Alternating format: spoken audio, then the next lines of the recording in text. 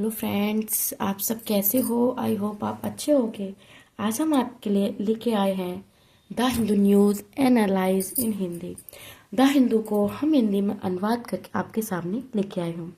आज है 22 फरवरी। ये डेली न्यूज़ हमारे यूपीएससी प्रीलिम्स प्लस मेंस दोनों के लिए मोस्ट इम्पोर्टेंट एक पार्ट है। इसके द्वारा इसके बगैर हमें किसी भी चीज़ की तैयारी हमारी अधूरी हो जाती है अगर हम इसे कंप्लीट ना करें। हम बात करते हैं अपने पहले आर्टिकल, भारत और यूएसएडीआई। हमारी भारत सरकार ने यूएसएआईडी द्वारा भारत में चुनाव में मतदान बढ़ाने के लिए किए गए 21 मिलियन डॉलर की शुरुआत की है।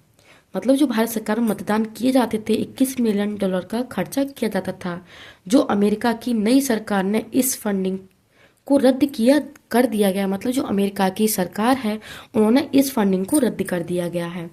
भारत ने यूएसएआईडी के साथ चल रहे अन्य समझौते और कार्यक्रमों को रद्द करने की संभावनाओं से इनकार किया है। मतलब जो अमेरिका में जो हमारे समझौते चल रहे थे उनको रद्द करने की संभावनाएं जताई हैं।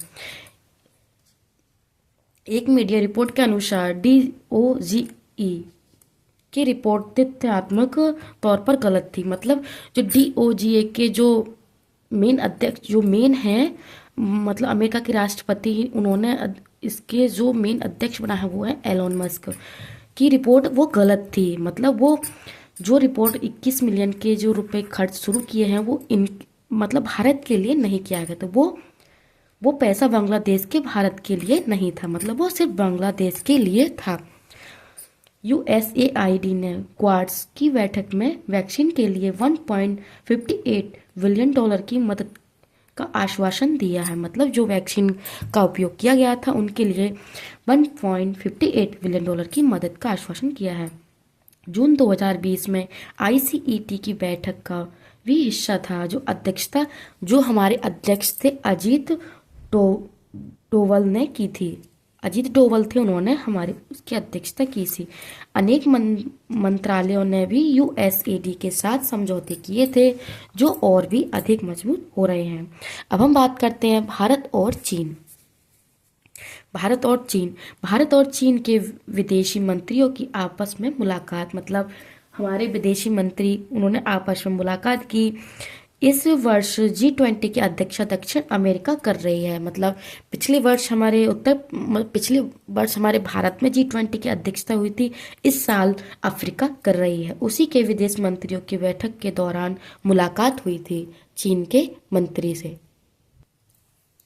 भारत ने चीन और स्वयं की G20 को बचाए रखने का श्रेय दिया। मतलब भारत और जो चीन के जो विदेश मंत्री हैं उन्होंने ये श्रेय दिया है कि हमारी वजह से बचाव हो रहा है G20 का। कैसे, आइए हम बताते हैं। भारत और चीन इसके अलावा जो है SEO और ब्रिक्स सम्मेलन हुआ था, और SCO के जो भी सदस्य थे वो भारत और चीन भी इसमें शामिल थे। इनके द्वारा इन्हें श्रेय जाता है। बहुदेशीय संस्थाओं में दोनों देशों का विश्वास था। मतलब जब वो वहां पे बैठक में गए थे उन्होंने अलग भी अपने एक दूसरे से बातचीत की और अपना विश्वास बनाया। अमेरिका के इस बैठक के बायकॉट के आलोक में भारत चीन का सहयोग एक महत्वपूर्ण घटना साबित हुई है। अब हम बात करते हैं अपने नेक्स्ट आर्टिकल 3, भारत और क्रिटिकल खनिज का निर्माण कर रही है और कितना पैसा खर्च किया है हम उसके बारे में बात करते हैं। केंद्र सरकार ने 16,300 करोड़ का राष्ट्रीय क्रिटिकल खनिज मिशन जनवरी में घोषित किया था। मतलब इतना उन्होंने बजट 16,30,000 का बजट घोषित किया था। इसके अंतर्गत 24 खदानों की नीलामी की जा चुकी थी, जो 2031 तक और खदानों की नीलामी की जाने की योजना बन रही है।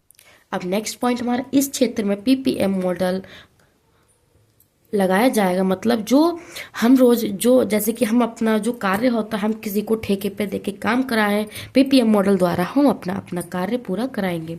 भारत ने इन खनिजों के भंडारण की कमी के कारण दूसरे माध्यम भी ढूंढने पड़ेंगे। मतलब हमें इन खनिजों को जो भंडारण की जो कमी के कारण देखने पड़ रहे हैं, उनके लिए हमें दूसरा भी कार्य करना पड़ेगा। भारत में उच्च गुणवत्ता वाले खनिजों की कमी के कारण क्रिटिकल खनिजों की खदानों के बिक्री में मांग नहीं है। 49 में से 24 ब्लॉक्स की कोई खरीदार नहीं मिली है। मतलब इतनों में से इतने की कोई खरीदार अभी नहीं मिली है। अब हम बात करते हैं अपने नेक्स्ट आर्टिकल वीवीसी पर जुर्माना। मतलब वीवीसी पे क्यों जुर्माना पड़ा, हम उसके बारे में बात करेंगे। भारत के प्रवर्तन निर्देशालय ईडी ने वीसीसी पर भारत के एफडीआई नियमों का उल्लंघन करने के लिए भारी जुर्माना लगा है। मतलब जो ईडी जो कंपनी है, वीसीसी जो कंपनी है, वो विदेशी है और उन्होंने जो भारत में निर्यात जो भी डिजिटल काम कर रहे हैं उन पर उनको जुर्माना लगाया गया है। अब हम बात करते हैं 3.44 करोड़ का जुर्माना लगा है निर्देशकों पर, व्यक्तियों के तौर पर भी, और 1.14 करोड़ का जुर्माना भी लगाया गया है। मतलब उन पे इतने जो डायरेक्टर हैं उन पर 1.14 करोड़ का जुर्माना लगाया गया है। डिजिटल मीडिया में 2019 में 26% एफडीआई की अनुमति थी। मतलब जो हमारे भारत में जो डिजिटल मीडिया की जो अनुमति दी गई थी 2019 में, वो 26% थी। जो लेकिन बीबीसी एक 100% विदेशी कंपनी होकर भी काम करती है। मतलब वो विदेशी होने के बाद भी वो 100% काम करती है। फरवरी 2023 में आयकर विभाग ने कार्रवाई शुरू की थी। मतलब उन्होंने जांच पड़ताल की थी कि कितना काम कैसे किया है। उसके बाद बीसीसी ने इस नियमों का पालन शुरू किया और बीसीसी पर भी कार्रवाई की पीएम की आलोचनात्मक ड्यूरेटी भी देखा गया था। ये हमारे कुछ विदेशी कंपनियों के जुर्माने हैं जो लगाए गए थे, जिन्होंने अपने नियम्स फॉलो नहीं किए थे। इसके द्वारा उनके डायरेक्टर पर जुर्माना लगाया गया है। अब हम बात करते हैं न्यायिक जवाबदेही।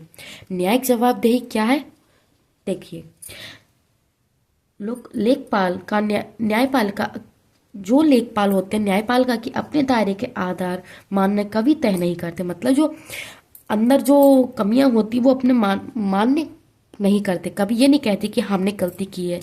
इसलिए लोग लेखपाल का निर्णय प्रथम दृष्टया गलत प्रतीत होता है, क्योंकि वो जब निर्णय लेते हैं तो वो भी हमें गलत प्रतीत होता है। इसके अलावा उच्च न्यायालय का उद्गम ब्रिटिश कानूनी से मानना ना कि संविधान से भी उचित नहीं है। मतलब ब्रिटिश कानूनों से नहीं मानेंगे, ना कि संविधान से भी, और ना ही वे उचित मानते हैं। लेकिन बड़े सवाल न्यायिक जवाबदेहिता का है कि वीर स्वामी मामले में सुप्रीम कोर्ट ने कहा था कि जजों के खिलाफ सीजेआई की अनुमति के बिना मामले दर्ज नहीं किए जा सकते। मतलब ये एक अनोखा मामला है। जैसे कि अगर आपने जज ने कोई सिफारिश कोई मर्डर ही किया है, अगर हमने उसको देख लिया है किसी को मारते हुए, तो हम जज पर कार्रवाई नहीं कर सकते, और हम उसकी जांच पड़ताल भी करें तो हम जज से कह सकते हैं कि आप अपना इस्तीफा दें। मतलब हम उनसे रिक्वेस्ट करें कि आप इस्तीफा दें। न्यायपालिका का इन हाउस तरीका, मतलब ये कोई तरीका नहीं है कि हम उनसे अनुमति मांगते हैं कि आप इसमें अपना इस्तीफा दीजिए। अब नेक्स्ट पॉइंट, किसी जज के खिलाफ शिकायत के उस न्यायालय का प्रमुख जज जांच करता है। मतलब जो जज ने गलत काम किया है उसके शिकायत पर ही वो दूसरा जज काम करेगा। सत्य पाया गया तो जज से इस्तीफा देने का आग्रह किया जाएगा। मतलब रिक्वेस्ट की जाएगी कि आप अपना इस्तीफा दें। मतलब एक अपराधी से पूछा जाएगा कि आप इसमें ना करें, ऐसा ना करें। उससे न्यायिक कार्य हटाए जा सकते हैं और ट्रांसफर किया जा सकता है। मतलब उनको ट्रांसफर किया जा सकता है, न्यायिक कार्य भी हटाए जा सकते हैं। ये एक अलग दृष्टि से आप देख सकते हैं। अब हम बात करते हैं USD-INR स्वैपो डील। ये कौन सी डील है, जैसे कि बात करते हैं भारत में बैंकिंग व्यवस्था की पूंजी आवश्यकताओं के लिए RBI $रुपए स्वैप डील करेगी। मतलब स्वैप वो रुपए देगी। एक इकोनॉमी होता है विक्रय क्रय, पहले बेचती है फिर खरीदती है, और दूसरा है क्रय विक्रय। अब हमारी जो कंपनी है वो क्या करेगी कि पहले वो खरीदेगी फिर बेचेगी। करीब $10 बिलियन के डील क्रय विक्रय मॉडल में की जाएगी। मतलब पहले वो खरीदेंगे फिर उन 10 बिलियन जो मॉडल हैं उनको विक्रय करेंगे। अभी आरबीआई बैंक से डॉलर खरीद कर रुपए बेचेगी, मतलब आरबीआई डॉलर खरीद कर रुपए बेचेगी। और इनका 3 वर्षों का समय मिलता है। 3 वर्ष बाद ब्लॉक डॉलर वापस खरीद पाएंगे। इससे सिस्टम में अतिरिक्त तरलता आएगी। आरबीआई के पास भी अतिरिक्त डॉलर आएगा, जिससे वो विनिमय दर पर बेहतर नियंत्रण कर पाएंगे। 31 जनवरी को भी $5.1 बिलियन का स्वैप किया जा सकता है। कश्यप पटेल भारतीय मूल के कश्यप पटेल का अमेरिका में एफबीआई का निर्देशक बनाया गया है। एफबीआई कौन?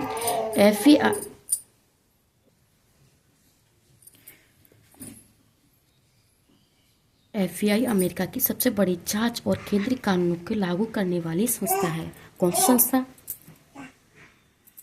भारत में सीबीआई की भूमिका, भारत और सीबीआई की भूमिका, जैसे उस सीबीआई की भूमिका है, जैसे भारत में हमारी सीबीआई की भूमिका है, उससे भी अधिक बड़ी संस्था एफबीआई को मान सकते हैं।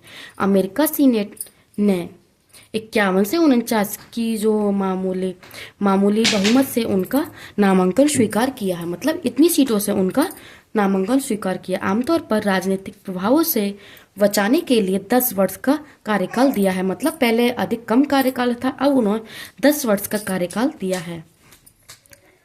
लेकिन ट्रंप ने 2017 में अपने द्वारा ही नियुक्ति को क्रिस्टोफर रिको था, उन्हें हटाने के बाद उन्हें हटा दिया, जिसके बाद उन्होंने इस्तीफा दिया। न्यायिक देरी, मतलब हमारे भारत में न्याय में देरी क्यों देखने को मिलती है? भारत में सुप्रीम कोर्ट में 82,000 मामले और हाई कोर्ट में 62 लाख, निचले अदालतों में 5 करोड़ लंबित मामले देखने को मिले हैं। भारत में 1 मिलियन लोगों पर 21 जज हैं, मतलब हमारे भारत में 1 मिलियन लोगों पर 21 जज हैं, जो कि बहुत कम है। इसी वजह से हमारे जो हाई कोर्ट और सुप्रीम कोर्ट में इतने केस पेंडिंग दिखाई देते हैं। अधिकांश मामले बेहद मामूली किराएदारों से झगड़े, चेक बाउंस होने की अदालतें में जो मुकदमे देखने को मिलते हैं, जो अगर चाहें तो सॉल्व किए जा सकते हैं। भारत में न्याय तक पहुंच के कारण मामलों को लेने से इनकार नहीं किया जा सकता, मतलब वो मामले आते हैं तो हम उनके इनकार भी नहीं कर सकते। आधे से अधिक मामलों में सरकार एक पक्ष है। मध्यस्थता की प्रक्रिया 1990 में शुरू हुई, जो 2005 में प्रभावी होनी शुरू हो गई। इस मामले की पहचान कर उनकी मध्यस्थता के लिए भी जाना जा सकता है। फ्रेंड्स, आप सभी को नोट्स कैसे लगे कमेंट सेक्शन में बताना, एंड वीडियो को ज़्यादा से ज़्यादा लाइक करना, शेयर करना एंड सब्सक्राइब करना ना भूलें। और फ्रेंड्स, मुझे ये भी बताना कि वीडियो आपके लिए कितनी हेल्पफुल होती है। फ्रेंड्स, मैं माफ़ी चाहती हूँ, मेरी बेटी है वो थोड़ा शोर मचा रही है। आई होप आपको पसंद आए हो, एंड थैंक यू।